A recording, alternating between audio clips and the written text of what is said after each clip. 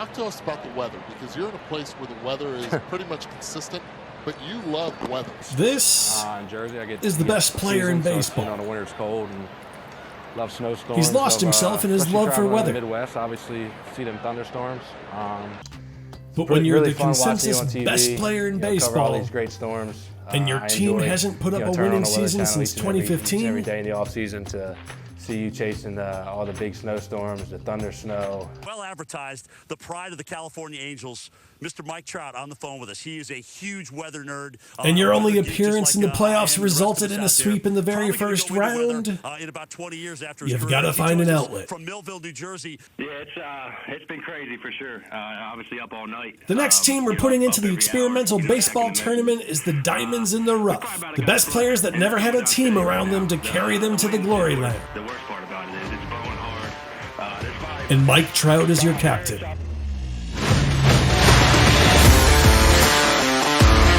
Welcome back to the Dugs. I'm Johnny Paprika, and today we're continuing our team reveals with this video, so check out the Season 2 playlist if you need to catch up on anything you've missed thus far. Everything we do here is an excuse to tell a lot of baseball stories and a lot of jokes, so if that sounds interesting to you, stay in the know and help us grow by getting yourself a shiny free subscription and liking this video.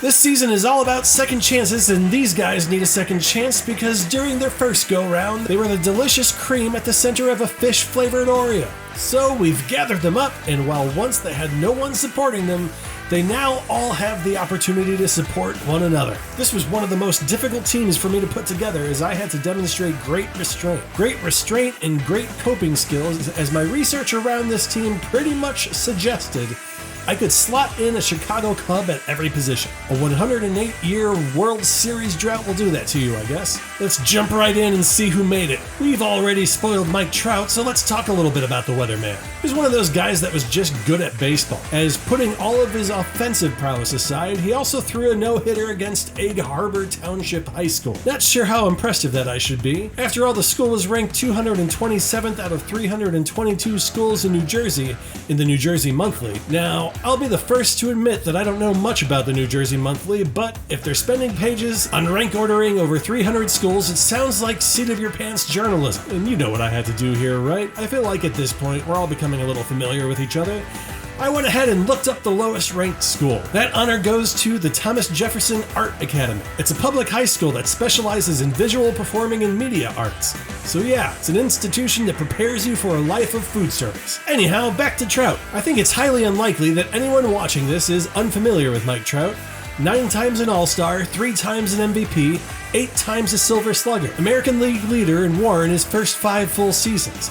And what have the Angels been able to do with that production? Well, they've yet to win a single postseason game. In fact, they've only made it once in 2014, where they were promptly swept by the Kansas City Royals. They've only had 3 seasons with a winning record and have not had a winning season since 2015. The Angels have since added superstar Shohei Ohtani, who recognized his full potential in 2021 and went ahead and won the MVP himself in unanimous fashion. Effect on the Angels' record?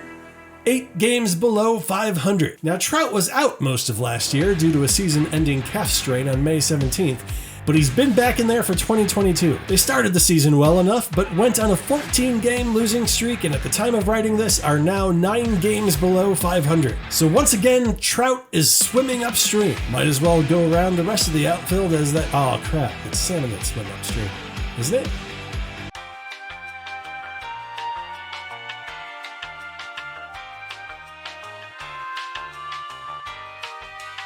Aha, that's right, freaking nailed it. In left field, well, I had to put some Cubs in here. In fact, it's Mr. Cub and Ernie Banks. He started playing with the Cubs in 1953 at the young age of 22, but he had already had quite the life experience leading into that. He got his start with the Kansas City Monarchs of the Negro Leagues in 1950, went off to serve in the U.S. military after being drafted into the Korean War for a couple years, and then came back and played another year with the Monarchs before joining the Cubs. And that is where he would play for 19 years, never finding himself in another organization. He was a pioneer, serving as the first black man to play for the Cubs, and eventually paired up with the second black Cub in Gene Baker to form the first ever all-black double-play tandem. I guess it's worth pointing out here that he was primarily an infielder at shortstop and first base. He did get in 20 or so games in left field in 1961, but that's it. The Diamonds in the Rough want to get him in the lineup, and the outfield apparently is the clearest path. And it's no wonder why they want him in there. He's a 500-plus home run guy, ranked 23rd all-time, and found himself in the top 10 in dingers in 9 different seasons for the Cubs. All that talent, but he holds the record for most games played without ever seeing the postseason at 2,528. Well, here's hoping we can do a little something about that. In right field, it's Tony Gwynn. From Mr. Cub to Mr. Padre, he racked up 5 Gold Gloves, 7 Silver Sluggers, and 8 batting titles. His career batting average is .338, which most would kill for in a single season at that mark. He was so close to finishing a season with a .400 average in 1994, finishing at .394. Several sports writers thought .400 was an achievable goal as he pulled into the '94 All-Star game at the clip of .383. He knew a work stoppage was coming and was motivated to get to .400 before the season became a wash. Over the next 28 games following the All-Star break, he hit for a .423 average, but fell 3 hits short of the .400 mark for the year when the season was called on August 9th. Once again, we have another player here that played all 20 years of his professional career with a single team, all despite his father encouraging him to leave because he questioned the Padres' dedication to winning. Tony simply responded, "Nah, I like it here. I should stay." So, I guess that was that. And his father wasn't wrong. The Padres only exceeded .500 8 times during his career. They did make the postseason 3 times and the World Series twice, but they lost 8 out of their 9 World Series games. Swinging on into the infield, we've got Joe Mauer behind the plate. Joe is another guy that made his own crappy little bed, as we once again have a guy that played his entire career for the same lackluster team. Maybe he was enthused by how things started. 6 out of the first 7 years he was on the Twins, they finished with a winning record and made the playoffs 4 times. They never made it past the division series in any of those years, and won exactly 1 playoff game in those 4 series. It's possible that folding like a cash-conscious origami artist at a poker table broke their spirit, as they never exceeded 70 wins in the next 4 years. They did manage a couple of winning seasons in the waning years of Joe's career, but the only postseason accomplishment they had to speak of was a wild card game loss in 2017. In fact, if you extend the picture out to 2020 and factor the wild card rounds out of the picture, the Twins have gone 1-15 in their playoff games. If these are Twins,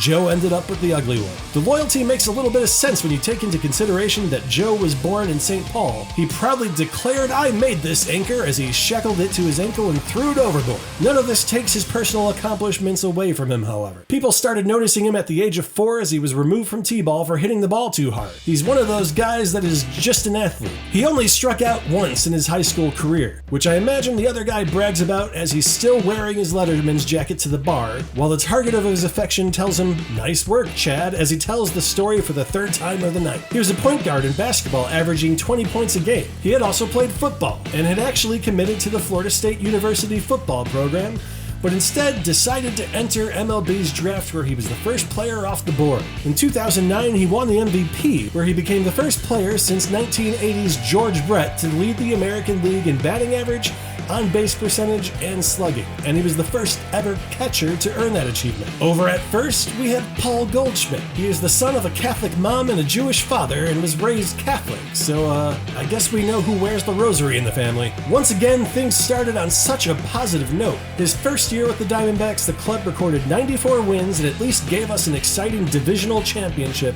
bringing it to a decisive Game 5. After that, the club topped out at 81 wins for the next 5 years. They did turn it around in 2017, recording 93 wins, but were promptly swept out of the playoffs in the first round. He has since been traded to the Cardinals, where he has seen additional postseason time, but it hasn't exactly been a great experience. They made it into the NLCS once, only to be swept, and then during the following 2 years, they made their exit in the wildcard game. At age 34, he's getting on in years, but is absolutely crushing it in 2022 at the time of the writing of this video. Still, even with his stellar performance, the Cardinals only find themselves at 4 games above 500 and 3.5 back of the division lead. Time will tell if this is his last hurrah. We're going to turn the clock back a bit for Nap LaJoy. Wikipedia did attempt to help me pronounce his name with this useful little nugget. Thanks, Wikipedia. Dude was so popular, his teams straight up named themselves after him. From 1903 to 1915, the Cleveland Broncos, the team that would eventually evolve into the Guardians, were the Cleveland Naps. In 1901, he hit .426, setting the all-time American League record. Now, it was far more difficult to find championship success back in the day, but the team never topped the standings while he was with the club, and his stay with the team was capped off with a 102-loss season. Prior to landing on his namesake team, he spent time with the Philadelphia Phillies and Athletics, where his squad never finished above third place. A disappointment for a guy that was the third American leaguer to cross the 3,000 hit plateau, joining Honus Wagner and Cap Anson, so pretty notable company. At shortstop, we have Luke Appling. It was said he could put the ball wherever he wanted.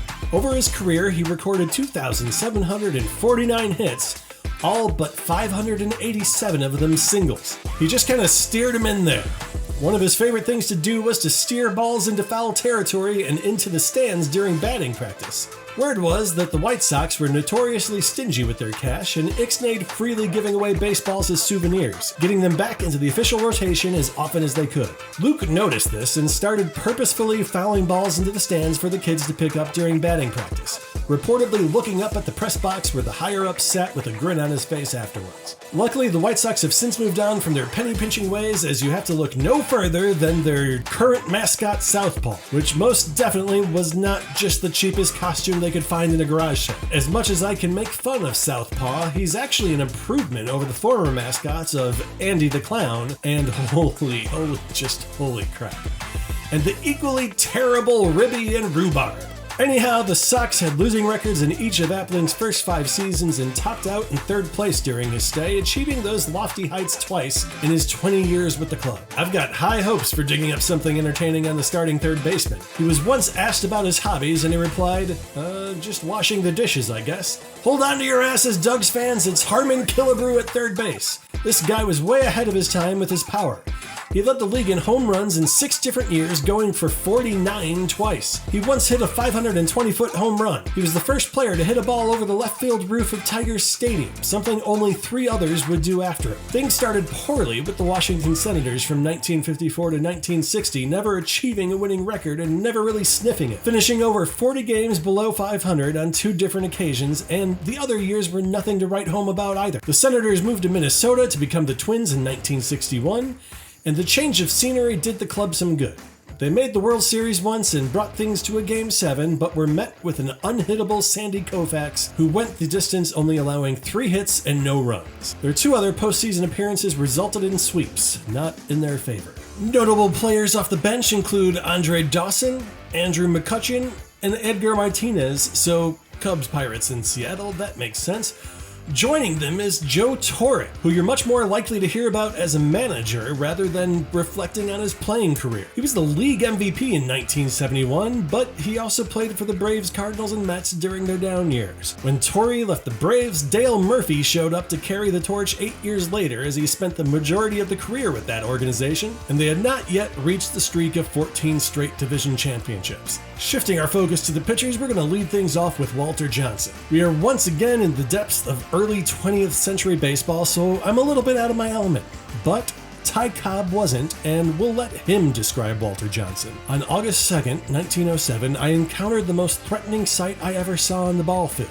He was a rookie, and we licked our lips as we warmed up for the first game of a doubleheader in Washington. Evidently, manager Pongo Joe of the Nats had picked a rube out of the cornfields of the deepest bushes to pitch against us. He was a tall, shambling galoot of about 20 with arms so long that they hung far out of his sleeves, and with a sidearm delivery that looked unimpressive at first glance. One of the Tigers imitated a cow mooing, and we hollered at Cantillon, "Get the pitchfork ready, Joe, your hayseed's on his way back to the bar." The first time I faced him, I watched him take that easy windup, and then something went past me that made me flinch. The thing just hissed with danger. We couldn't touch him. Every one of us knew we'd met the most powerful arm ever turned loose in a ballpark. He was once clocked at 91 miles per hour, which was unheard of in that era, although some purport that the Negro League's Smokey Joe Wood could match him. He was an MVP twice, a pitching Triple Crown winner 3 times, a 5-time ERA champion, and led the league in Ks over 9 7 different times. His downfall? Well, it's once again the Washington Senators. The squad was essentially bottom of the barrel for his first 5 years, including a 102 and 110 loss season. They then had a couple good seasons in 1912 and 1913, but never never got closer than 6.5 games to clinching the pennant. After that, it was back to good old mediocrity until 1924. Johnson was 36 by this point, but that didn't stop him from having an MVP season and leading his club to a World Series title. So by that measure, he's a bit more accomplished than the other poor saps on this team, but when so many of his prime years were wasted on this terrible Senators squad, I thought he'd qualify. Up next, it's Felix Hernandez. Felix Hernandez played his entire career for the Seattle Mariners. That's the write-up. Nothing else is needed. It's Cubs time once again with our next slot in Fergie Jenkins. He played his prime years for the Cubs, and I'm tempted to once again leave the write-up at that. It wasn't all bad, but somehow that made it worse. The 1969 Cubs were a stellar team that had one of the most stellar collapses of all time. They were in first place for 155 days out of the year before ending the season at 8-17, while the Mets just went hog wild and flew past them on their way to a shocking World Series victory. After the Cubs, he played most of his other years with the Rangers, who flirted with 500 like I flirted with Adrian in high school. I'm a YouTuber now, Adrian, a YouTuber with 161 subscribers. Who's laughing now? And rounding out the rotation, we've got Robin Roberts. He spent most of his years with the Philadelphia Phillies, who spent most of their years well below the 500 mark. They made an exception in 1950 when they made it to the World Series, only to be promptly swept out by the Yankees in heartbreaking fashion, as the first 3 games were all one-run games. It was a waste for Roberts, who led the league in complete games 5 years in a row and walks over 9 in 3 consecutive years, and strikeouts in 2 consecutive years. Notable members of the bullpen include Trevor Hoffman, who played 15 years with the San Diego Padres, which is really starting to solidify Stockholm Syndrome for me. Hooks Dowse, who spent all 15 years of his career with the Detroit Tigers. Mel Harder, who says that's nothing. He did 20 years with the Cleveland Indians. And Chris Archer, who really seemed to have it figured out with the Tampa Bay Rays, but the Rays themselves did not quite have it figured out yet. These guys couldn't find success with their original supporting cast. Let's see if they can become best friends and support each other. So that does it. We have reached the end of Group A. We would love to hear in the comments your predictions on how these teams will shake out in the group stage. As you may have seen, we've experienced some technical difficulties, and so our plan of doing 4 videos a week for the next several months just isn't going to work out. However, we're just going to take a week or 2 off, and when we come back, we'll reveal all 4 Group B teams in the same week again. Until then, I've been Johnny Paprika, hoping all of your balls are fair and all of your what is good. Good night, everybody.